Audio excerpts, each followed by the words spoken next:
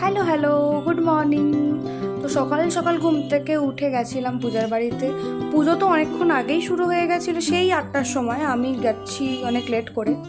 তারপর এখানে আরতি হচ্ছে, আরতির মাঝখানে গেছিলাম নিনিকে আনতে, নিনি চলে এসেছিলো। তারপরে ওখানে পুজো দেখে সবার লাস্টে সবাই মিলে বললো যে পূজাদের বাড়িটা দেখতে যাবে। ওদের বাড়ি হচ্ছে নেতাজি সুভাষচন্দ্র বসুর পিসির বাড়ি, প্রায় 100-150 বছর পুরনো। তাই ঘুরিয়ে ফিরিয়ে দেখাচ্ছিলাম।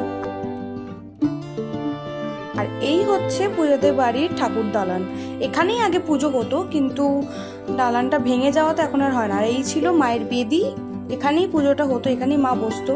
আর এই যে এখান দিয়ে সব ভেঙে গেছিলো, তাই এখানে আর পুজোটা হয় না, পুজোটা বাইরে এখন শিফট করা হয়। এখানে না আমাদের অনেক স্মৃতি লুকিয়ে আছে, কোনায় কোনায় প্রচুর স্মৃতি রয়েছে এখানে আমাদের। তারপর সবাই মিলে একটু উনো খেলছিলাম। তো আজকের এই ছিল আমার ভিডিও, তোমরা কমেন্ট করে জানিও কেমন লাগলো। টাটা।